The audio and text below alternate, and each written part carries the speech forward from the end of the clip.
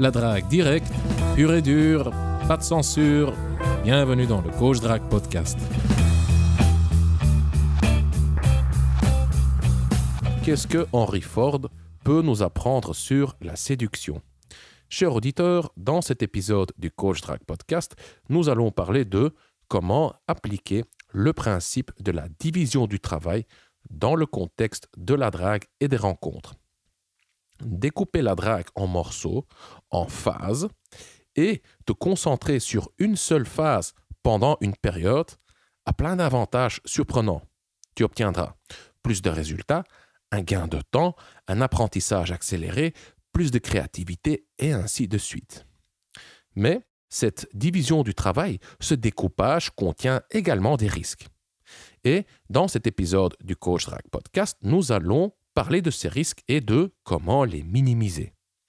Ensuite, dans cet épisode, Robbie va également nous raconter comment il avait délégué la drague sur Tinder à son pote. Ainsi, Robbie n'avait qu'à se rendre à ses rencarts, et ça sans draguer sur Tinder. Robbie va également nous parler de la standardisation de ses rendez-vous. Il a découpé ses rendez-vous en 6 parties, et ces 6 parties, tu vas les découvrir dans cet épisode du Coach Drague Podcast. Et pour finir, qu'est-ce qui est plus efficace? La personnalisation ou la standardisation de ton jeu de séduction? C'est ce dont Robbie et moi avons discuté sur WhatsApp et cette conversation, la voici. Dis Robbie, j'aimerais avoir ton avis sur le sujet suivant. J'aimerais te parler un peu de l'industrialisation de la drague. Et je parle de l'industrialisation de la pratique de la drague. Donc, le dragueur qui industrialise la pratique de la drague. Voici ce que je veux dire par là concrètement. Et donc, donne-moi ton avis, partage-moi, je ne sais pas, tes expériences ou quoi. C'est une petite idée qui m'est venue hier ou avant-hier, je t'en ai parlé, je ne me rappelle plus. On peut comparer, d'une part, on peut pratiquer la drague comme un artisan, tu vois. Donc l'artisan qui crée le produit à partir de la matière première jusqu'au produit finalisé, tu vois.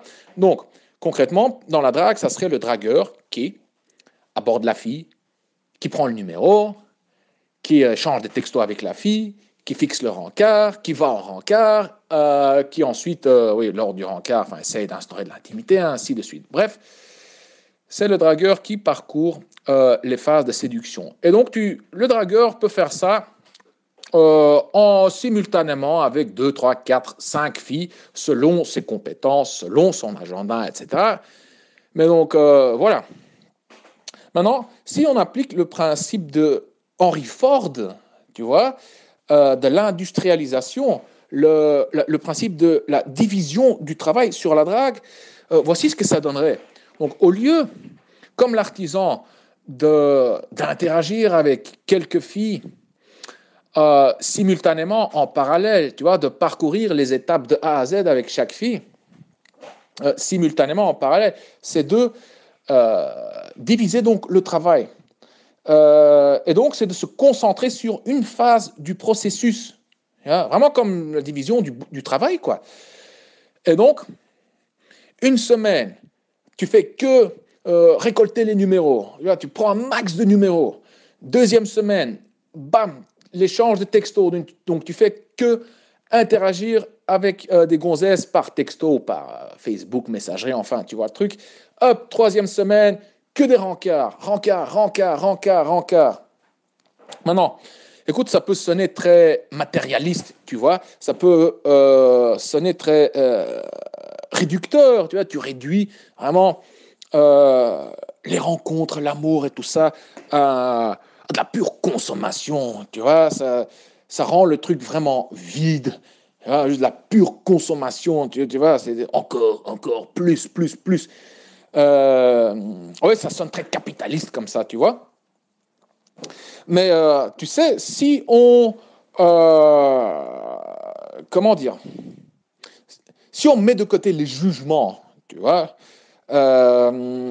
et juste, on essaye une fois. Tu essaies une fois de faire le truc. Donc, tu essaies un peu de cette méthode d'industrialisation. Tu appliques la méthode, tu appliques cette industrialisation Donc, sur la drague, mon vieux, tu sais, en fait, ça a des avantages. Bien entendu, ça a aussi des inconvénients. Voici les avantages que moi j'ai découvert. Un, tu développes, mon vieux, un momentum comme ça. Tu vois, il y a une traction. Euh, et du coup, tu crées rapidement de l'abondance. Quand tu chopes, je sais pas, des dizaines de numéros en quelques jours, tu vis littéralement l'abondance. Tu es dans l'abondance, tu vis cette abondance. Et donc, tu crées plein d'options et toutes ces options te permettent de te détacher plus facilement, donc d'être moins needy, moins anxieux vis-à-vis de chaque fille individuellement. Donc, si tu as, je ne sais pas, 20, 30, 40, 50 numéros, si tu en perds 1, 2, 3, 5 ou 10, tu t'en fous complètement parce que tu en as encore plein. Par contre, si tu n'as que 2 numéros, tu vois, et les filles te plaisent toutes les deux, ouais, ça ne marche pas avec une ou voire les deux, ça risque de piquer, quoi. Ton estime personnelle risque d'être affectée. Avantage suivant, mon vieux, tu accumules mais énormément de l'expérience en peu de temps, quoi. En quelques jours, tu accumules un maximum d'expérience et donc tu développes rapidement tes compétences. Et aussi, un autre avantage que j'ai remarqué, c'est que ça stimule vraiment ta créativité, vu que tu n'es pas vu que tu es dans l'abondance, tu n'as pas peur de perdre. Oui, chaque fille individuellement, tu es vraiment détaché du résultat, tu es dans l'abondance, tu t'en fous. Donc ça te permet d'expérimenter, quoi, de tester des trucs loufoques, juste pour t'amuser, juste pour voir ce que ça donne. Et oui, c'est un peu. Et justement, cette succession rapide, vraiment, diminue ton angoisse. C'est comme quand tu fais un maximum d'approches en une soirée, ton angoisse diminue. Tu sors dans la rue, tu sors en soirée, tu fais une approche, 2 approches, 10 approches. Très vite, tu te détaches, quoi, tu te libères, tu t'en bats les couilles de ce qui t'arrive. Et c'est là que tu fais les trucs les plus dingues, quoi. Tu es vraiment libre. Mais tu as, quand tu appliques cette industrialisation, il y a ce même phénomène, ce même détachement, cette même absence euh, de l'angoisse. Euh, oui, voilà, donc ça c'est encore un avantage. Un avantage suivant, c'est que tu es tout simplement plus efficace, quoi. Tu fais plus de volume. Ben oui, parce que tu ne dois pas à chaque fois transiter, te mettre dans le bain, tu vas t'échauffer. Euh, oui, tu es vraiment dedans, donc tu crées ce momentum, tu es dans l'abondance, tu es super efficace, bam, bam, bam, bam, bam, tu fais du haut volume. C'est pour ça que l'industrialisation, hein, dans la production, tu vois, est tellement plus efficace. Hein, comme Henry Ford, il a euh, c'est pour ça que c'est tellement innovant, car comment on appelle ça, allez, la ligne de montage, tu vois, le travail à la chaîne, ça permet vraiment de réduire les coûts. Ça signifie un gain énorme d'efficacité. Mais ce qui est marrant, c'est que ça s'applique aussi à la drague, quoi. Donc, l'industrialisation de la pratique de la drague, mon vieux, ça te fait gagner quand même du temps. Tu vois, tu fais plus de volume en moins de temps et ça peut donner de meilleurs résultats. Maintenant, ça a aussi des inconvénients, mon vieux. Moi, en tout cas, je sature rapidement. J'en ai vraiment rapidement marre. J'ai rapidement un sentiment vide comme ça. Qu'est-ce que je fous, quoi, tu vois? Et oui, soyons francs, quelque part, tu réduis l'humain à juste un numéro, quoi. Ouais, quelque part, tu le déshumanises, il y a plus de connexion émotionnelle. Voilà, c'est juste une fille, on s'en fout, hop, suivant. Quelque part, pas entièrement, mais il y a quand même ce risque, quoi, tu vois. Et le dernier inconvénient, c'est vraiment le plus grand inconvénient, c'est un danger carrément, c'est que ça peut devenir addictif, mon vieux. Car oui, t'es vraiment. Quand tu es dans cette abondance, dans ce haut volume en peu de temps, il y a constamment de la nouveauté. Nouveauté, nouveauté, nouveauté, nouveauté. Nouvelle fille, nouvelle rencontre, encore nouveau, nouveau, nouveau. Et donc, ouais, ça, c'est vraiment, là, on titille vraiment dopamine pathway dans le cerveau. Donc là, tu joues vraiment sur la dopamine, le neurotransmetteur, la dopamine, et la dopamine, c'est super addictif, quoi. C'est pour ça que Facebook, Tinder, ton smartphone, c'est pour ça que tous ces trucs-là sont super addictifs, quoi. Et donc voilà, que quand tu industrialises le truc comme ça, mon vieux, c'est super addictif.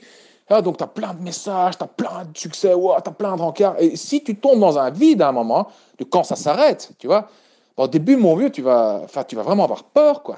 Tu te dis, putain, qu'est-ce qui m'arrive? Tu auras vraiment des symptômes de sevrage, vraiment. Et moi qui suis si sensible aux addictions, hein, je tombe facilement accro. Je dois faire attention à ça. Donc voilà, Roby, je voulais partager ça avec toi. Tu vois, c'est vraiment plutôt une vision comme ça, une macro-vision, plutôt une philosophie, une approche un peu différente de la drague. Tu vois, c'est plutôt de l'ordre, comment dire, stratégique, quoi, un méso, voire macro-niveau. Car je sais que toi, je ne sais pas si tu as réfléchi là-dessus. Je sais que... non, attends, je recommence. Désolé, hein, Roby. Tu vois que je suis excité et je suis pressé en plus. Bref, mais je sais que toi, tu as... Je ne sais pas si tu as réfléchi de ce point de vue-là à la pratique de la drague, mais je sais que toi, si je ne me trompe pas, tu fais des trucs comme ça. Là où je me rappelle, je sais que tu as des périodes de boulémique, quoi. Tu fais que draguer, rencarder. Et donc, je voulais un peu voir ce que tu penses de tout ça. Voilà. Oula, c'est devenu un long message, presque 10 minutes. Enfin, bref. Mon vieux, amuse-toi, je ne sais pas où tu es maintenant, si tu es déjà à l'aéroport ou pas, si tu es en Roumanie, Hongrie. Tu es en train de choper, en train de draguer, tu es en train. Je sais pas, tu as un rencard ou pas. Bref. Bisous, amuse-toi et curieux de connaître ta réponse. Bye. Salut Constantine. Voilà, donc je te réponds maintenant par rapport à l'industrialisation. En fait, j'ai mis un peu de temps à répondre car pour te répondre à l'envers, donc j'étais effectivement en Pologne puis en Hongrie. J'ai pu faire deux, trois réponses lorsque j'étais à l'aéroport de Varsovie, la gare de Varsovie pour l'aéroport, car là j'avais un peu de temps libre devant moi. J'avais 15 minutes et le reste du temps, ben, comme tu t'en doutes, et que tu as fait déjà un peu référence à mon côté polémique, mais je n'ai pas arrêté, que ce soit au niveau de la drague, au niveau même des restaurants ou des bars, c'était un peu too much. Ce qui fait que finalement, je ne peux prendre connaissance de ce troisième message, podcast à distance, qu'aujourd'hui, où je suis rentré chez moi en fait. Donc, mais c'est pas plus mal, là je suis au calme, j'ai pris quelques notes durant ton long message de 10-13 minutes. Et je vais essayer de donner quelques éléments de réponse par rapport à ma perception de ce concept de division du travail, enfin plutôt de division de la drague ou division des tâches au sein de la drague, avec quelques idées. Alors moi déjà, je vais commencer avec deux anecdotes pour,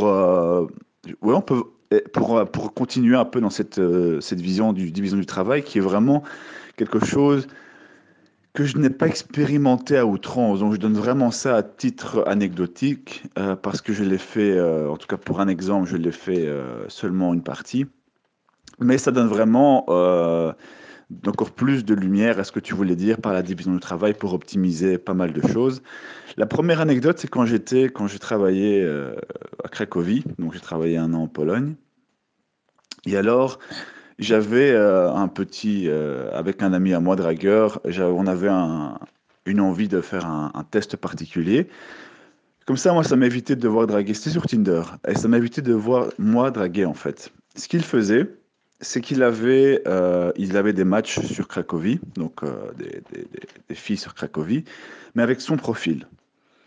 Ce qui était pas mal avec lui, c'est que on se ressemble pas fondamentalement, mais on a les mêmes caractéristiques, c'est-à-dire un peu plus blond, châtain clair, les yeux clairs. Et même si la morphologie globale n'est pas la même, il y avait quand même les bases qui étaient là. Et donc, qu'est-ce qu'on faisait? C'est que lui draguait. Il draguait pour moi, parce que je sais qu'il a aussi un bon game. Et il fixait les dates le soir, et c'est moi qui allais aux dates. Et qu'est-ce qu'il faisait? C'est qu'il unmatchait, il retirait le profil de la fille dans ses contacts, comme ça, imaginant que la fille se pose la question, oui, mais il ressemble pas vraiment au mec des photos.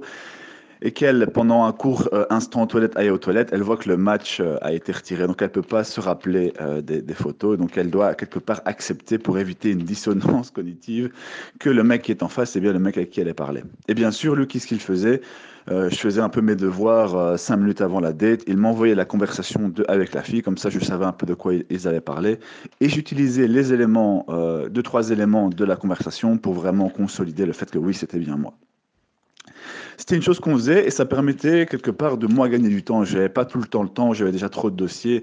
Ou parfois j'avais des soirées où j'avais pas rien de prévu et là il y avait un de ces dossiers qui arrivait sur le tas. Donc c'était vraiment pas mal au niveau du partage des tâches. Maintenant c'était purement humoristique, on ne l'a pas fait sur la longueur, bien qu'on pourrait recommencer de temps en temps. Donc, mais j'ai quand même eu 2 ou 3 dates avec ça, notamment une avec qui j'ai fini au lit et j'ai embrassé, etc. C'était assez amusant et surtout, moi, ça m'a demandé zéro investissement.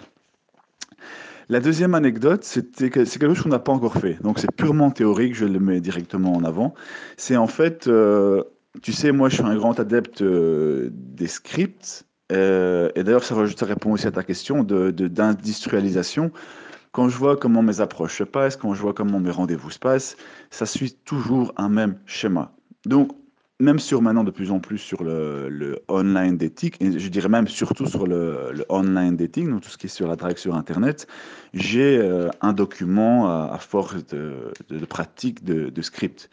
Et dans la plupart des cas, j'utilise des scripts sur les sites de rencontres et ça me permet d'avoir des dates très rapidement avec des messages de qualité mais qui sont copiés-collés. Et donc on avait eu l'idée avec ce même ami d'ailleurs, ce même ami dragueur, de faire un outsourcing, c'est-à-dire de déléguer la partie écriture à une personne à l'étranger, par exemple un japonais ou un chinois ou un indien, que sais-je, qui parlerait éventuellement français. Et alors, on lui aurait donné un compte Tinder ou d'autres sites de rencontres, on lui aurait donné les guidelines, les lignes directives, et alors il aurait dragué pour nous. Bon, maintenant il y a des petits des avantages, c'est-à-dire que le mec, ok, il va appliquer le script, mais il n'a peut-être pas les compétences pour être spontané, réagir à des hypothèses qui viendraient en dehors du script. Mais l'expérience m'a montré que avec le script, il y a quand même une partie, c'est pas sur 100 filles, 10, 15, 20 qui vont accepter un rendez-vous rapidement et avec qui le script sera suffisant. Donc, ça pourrait servir simplement à avoir une série de dates comme ça sans rien faire du tout. Et aussi un avantage, enfin plutôt un moyen d'augmenter le succès avec cette hypothèse qui est vraiment purement théorique, hein, donc de déléguer l'écriture à une personne tierce, hein, donc on appelle ça le outsourcing, c'est que tu pourrais aussi vraiment mettre l'accent un peu plus avancé sur les photos, histoire de diminuer l'inconvénient que ce soit une autre personne qui écrive pour toi. Donc, en ayant des photos d'un meilleur niveau encore, et en ayant le script qui est appliqué par une personne tierce, bah, tu peux peut-être encore augmenter de 10-15% le nombre de filles qui vont accepter le rendez-vous simplement après le script. Donc voilà, c'est deux exemples, un qui a été testé, l'autre qui n'a pas encore été testé, sur ce que tu appelles l'industrialisation et la division du travail. C'est vrai que ça, c'est un gain de temps. C'est comme si tu vas travailler toute la journée et le soir même à 19h, tu as un rendez-vous, tu sais l'endroit, tu sais à quoi ressemble la fille, tu as un petit débriefing. Donc il y a un petit côté James Bond, moi j'aime beaucoup là-dedans, donc il est assez amusant. Donc ça, c'était les premières anecdotes. Maintenant, je vais un peu continuer avec mes notes, voir un peu ce que tu as noté. Alors, se rencontrer sur un... Oui, c'est ça. Donc, je rebondis sur ton commentaire, sur se concentrer sur une phase du travail, enfin, en tout cas sur une phase de la drague. Je trouve vraiment que c'est une idée très intéressante et parfois, oui, même souvent, je le fais. Et ça évite effectivement d'avoir ton attention divisée. Donc, tu fais par exemple ouais, une semaine de drague. Et ensuite, bah, tu fixes tous tes rendez-vous la semaine d'après. Et après, éventuellement, la semaine encore d'après, bah, là, tu as tous les deuxièmes rendez-vous qui arrivent. Et c'est là où je passe la plupart du temps la conclusion, donc le sexe en général. Donc, tu peux vraiment diviser les tâches, diviser les phases et les optimiser. Et comme tu l'as très bien dit, un des gros avantages, c'est, en tout cas, moi, je l'ai remarqué aussi, c'est le momentum. Quand tu la confiance qui règne en toi. Quand tu dragues de temps en temps, une fois par semaine, une fois toutes les 2 semaines, que tu dois te remettre dedans, etc., c'est pas toujours évident et parfois c'est même un peu, pas déprimant, mais ça peut être démoralisant, surtout pour les débutants, car le momentum, c'est quelque chose qui est parfois un peu difficile à remettre en marche. Donc, quand tu divises les tâches, les phases de la drague en disant, OK, cette semaine, je vais faire que draguer. Moi, j'ai déjà fait ça, mais je compte plus le nombre d'après-midi où j'ai fait ça. Mais c'est vrai qu'à partir même le premier jour, mais parfois le 2e, 3e jour, tu as vraiment comme ça développé un muscle et tu es super fluide, tu es super en confiance, tu as beaucoup plus de regard aussi parce que tu as ta confiance qui s'est développée et la confiance a un impact direct sur ton langage verbal, sur tes expressions du visage. Donc, tu es vraiment beaucoup plus confiant. J'ai encore vu hier, on était à Budapest avec mon ami. J'étais plus pour le business, mais bien sûr, il y avait la drague qui était dedans. Et c'était dimanche. Non, c'était mercredi. Mercredi. Et alors, toute la journée, on était au 3e jour de folie. Moi, j'avais eu des dates, des baises. J'étais sorti aussi. Donc, j'avais ce côté fatigue qui rendait mes expressions plus décontractées. Il y avait aussi le fait que j'avais mes rendez-vous, donc j'étais vraiment en mode explosion d'émotions. Et je peux t'assurer que le nombre de regards qu'il y avait eu, mais on puait le sexe, on dégoulinait le sexe, c'était absolument affolant. Maintenant, je vais rester une semaine ici, je vais travailler avec mon PC, je vais plus sortir, pas d'été. Une semaine plus tard, je retourne dans la même rue. Tu vas voir que mon taux de, de regard va diminuer parce que le momentum doit être recréé, etc. Donc, un des gros avantages, effectivement, de te focaliser sur des phases particulières, c'est que ça te permet vraiment d'attraper cette confiance qui est vraiment exponentielle et qui va te permettre d'avoir des résultats même insoupçonnés, comme c'était le cas, moi, à des moments donnés, quand je faisais mes sessions de quelques jours d'affilée. C'est dans les derniers jours où j'ai eu les histoires les plus folles qui me sont arrivées parce qu'il y a tellement une confiance accumulée que tu te permets des choses et tu fais des choses que tu ne pensais même pas être capable de faire. Donc, très, très gros avantage. Alors, je continue un petit peu. Sur le jugement moral, tu disais que le fait de se comporter comme ceci, c'est-à-dire ouais, de décomposer, de voir un peu les êtres humains comme un numéro, il y a peut-être un côté, oui, tu disais un peu capitaliste pour faire référence à l'économie, mais ça dépend comment tu vois aussi. Je pense que c'est une question aussi de simplement par rapport à soi-même,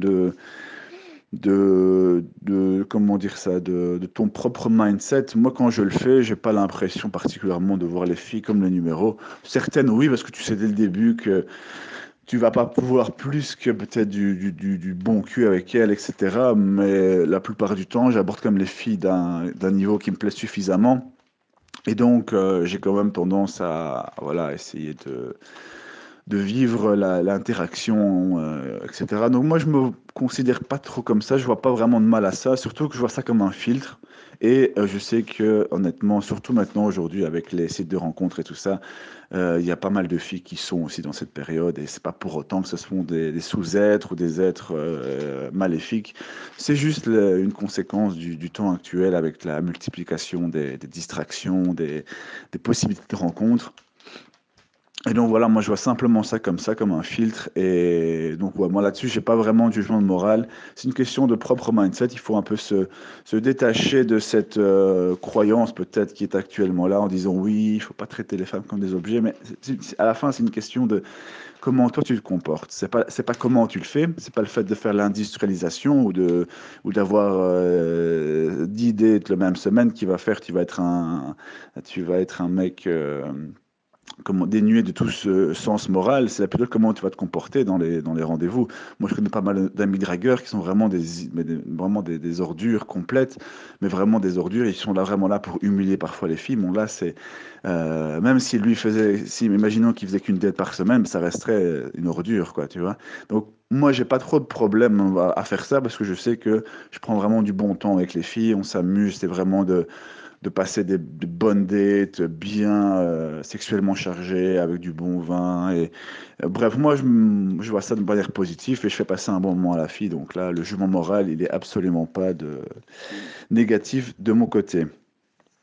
Alors, je continue un peu avec tes inconvénients. Bon, déjà pour les avantages, je suis d'accord, je l'ai mentionné en long et en large. Le momentum, 100% d'accord. Et l'expérience, même chose. Et ça rejoint un peu ce que je disais avec l'exemple précédent. En l'espace d'une semaine avec le momentum, etc., tu vas être capable d'avoir des interactions que tu ne pensais même pas être capable. Donc, en une semaine de temps, en faisant que ça, par exemple pour l'approche, tu vas te rendre compte que tu vas énormément apprendre. Donc, c'est effectivement très, très, très utile aussi. Pour les inconvénients, je continue. La saturation, ouais, c'est un risque, mais quand tu le sens, il faut juste arrêter, te renouveler.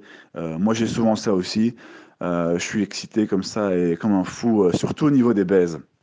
Au niveau de l'approche, ça va encore, parce que tu n'as pas encore consommé, donc quelque part, tu as encore un peu besoin de validation, je veux dire ça comme ça.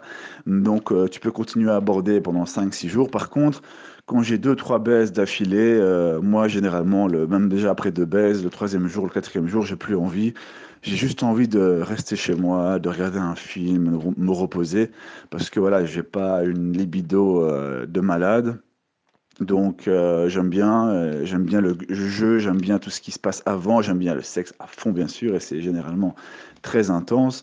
Mais parfois, je te dis, après deux BS différentes, enfin deux BS avec 2 filles différentes, par exemple même 3 filles, 3 jours d'affilée, bah, généralement j'ai un petit creux, enfin j'ai plus vraiment de creux justement, et alors je préfère me reposer. Donc en cas de saturation, simplement prendre le temps, 1 ou 2 jours, et puis ça revient généralement, il ne faut pas s'inquiéter.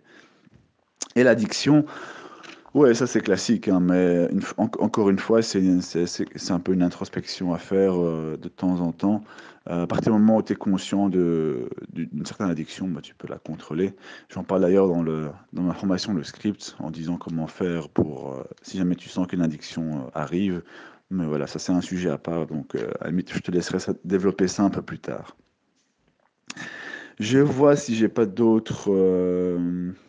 J'avais noté quelque chose ici, mais. Ah oui, c'est ça. Je disais, je voulais aussi terminer là-dessus, avec l'industrialisation, pour mettre l'accent sur une autre phase qui est la phase du rendez-vous. Même la phase des SMS, hein, donc comme tu l'as dit, on peut vraiment différencier les différentes phases. Tu peux dire, voilà, pendant une semaine, je fais, ou même pendant 3 jours, tu vois, tu peux vraiment décomposer en meilleur, en plus petit timing, parce que imagine si tu abordes pendant une semaine et qu'après tu veux dire, voilà, pendant une semaine, je fais les SMS. Ou les messages, mais c'est pas, le timing n'est pas forcément idéal, parce qu'il y a des filles que tu as abordées le lundi, par exemple, qu'il faudra recontacter peut-être le mercredi. Donc, peut-être que c'est bien aussi de faire des petites mini-sessions, donc de 3 jours, par exemple, ou de 2 jours, mais vraiment très intensif, où tu peux avoir, je sais pas moi, 10 numéros par jour, et quand tu fais ça 2 jours, tu as 20 numéros, mais c'est largement assez pour 2 semaines, 3 semaines, voire un mois. Donc, c'est ça qui est très très excitant avec la drague, notamment de rue, et tout ce qui est, et même les autres d'ailleurs, hein, si tu fais un peu de drague de rue, un peu de drague sur Internet et un peu de drague en soirée. Mais pour moi, ce qui marche le plus en termes de numéros, c'est la drague de rue. Je sais que je fais 2 jours où je suis bien en forme. J'ai 15-20 numéros et avec ça, je peux aller. Je fais un petit fil, je fais des petites notes et avec ça, je peux aller pendant au moins 2 3 semaines. Et donc, qu'est-ce que je voulais dire par là? Oui, c'est peut-être mieux donc de décomposer en petites sessions. Donc, par exemple, 2 jours, 3 jours de drague de rue ou alors drague internet en même temps. Ensuite, tu commences à appliquer des phases de tes SMS. Donc ça aussi, ça peut être automatisé. Dans la formation, le script que je donne, j'ai plein de SMS qui sont des scripts tout simplement à envoyer. Puis tu as avec pour le respect du timing, du tempo. Ensuite, comment transiter vers le rendez-vous avec des phrases toutes faites. Et ensuite, le rendez-vous est fixé. Donc la deuxième phase, elle est super rapide pour moi et super automatisée. Et ensuite, tu arrives au rendez-vous. Et là, j'ai pas meilleur exemple que les rendez-vous pour montrer à quel point moi j'ai vraiment industrialisé les rendez-vous, dans le sens où c'est les mêmes phases qui sont toujours répétées. J'ai 6 phases dans un rendez-vous.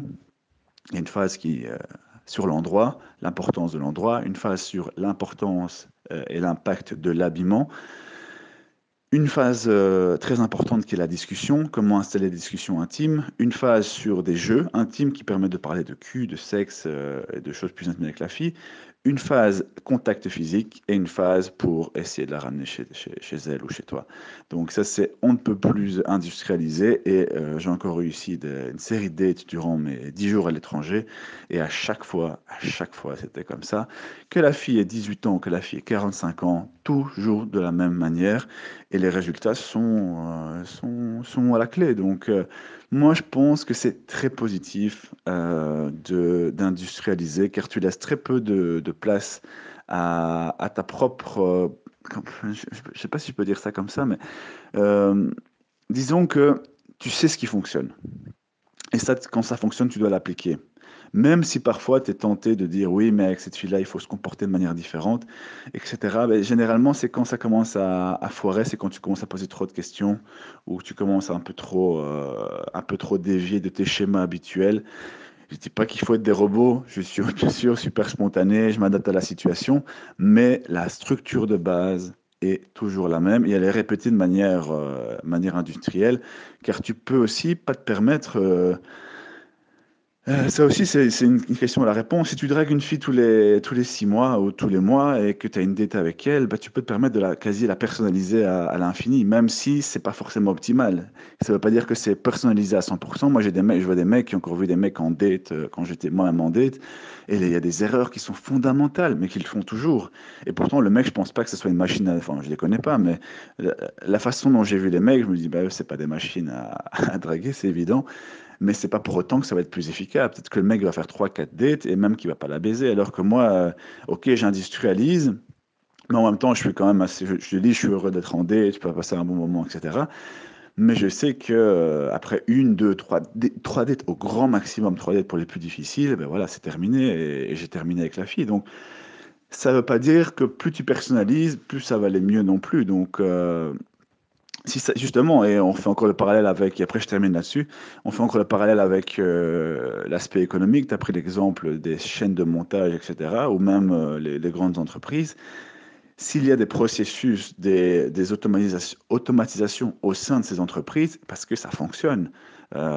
Si tu arrives, toi, avec plein d'idées super personnalisées, etc., mais qui ne sont pas en réalité enfin, en lien avec la réalité, ben ça va pas fonctionner. S'il y a des processus, des mécanismes, c'est parce que ça fonctionne, ça a été testé empiriquement. Et pour la drague, c'est exactement la même chose. Donc il faut vraiment se détacher du jugement moral de dire oui, c'est tous des numéros. Ben non, tu peux toujours personnaliser. Si tu prends vraiment du plaisir avec la fille, c'est bon, c'est suffisant. Par contre, le contenu, comment tu vas diriger ta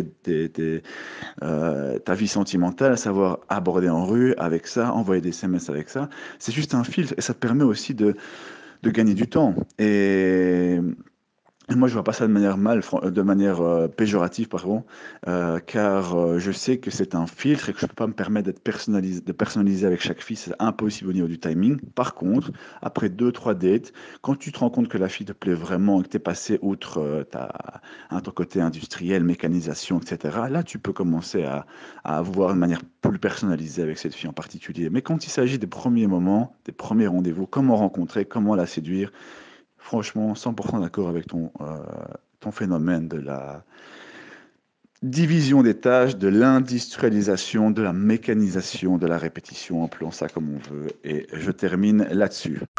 Pour terminer, cher auditeur, dans ce podcast, Robbie a mentionné le script à quelques reprises. Le script, c'est la Bible du game direct structuré. Que dire, comment le dire, quand le dire et où le dire pour aborder, plaire, séduire et conclure.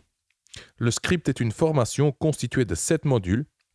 Un module sur la drague de rue, un module sur la drague en soirée, un module sur la drague en ligne, un module sur la drague via le smartphone, un module sur le rendez-vous, donc comment passer du rendez-vous à la chambre à coucher, et un module sur l'état d'esprit.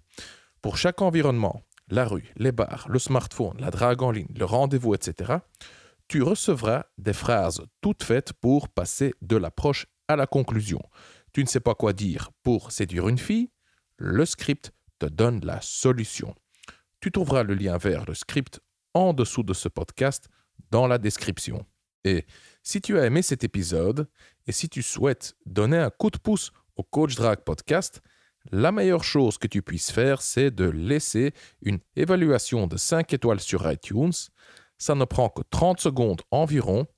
Et si tu ne sais pas comment laisser une évaluation sur iTunes, alors consulte les instructions en images, étape par étape, en dessous de ce podcast sur le site du Coach Drag Podcast. Ton évaluation est importante car, comme ça, tu aides les mecs comme toi et moi à découvrir le Coach Drag Podcast plus facilement. Je suis Consti de CoachDrag.com. Merci d'avoir écouté le Coach Drag Podcast. On se voit dans le prochain épisode. Bonne drague.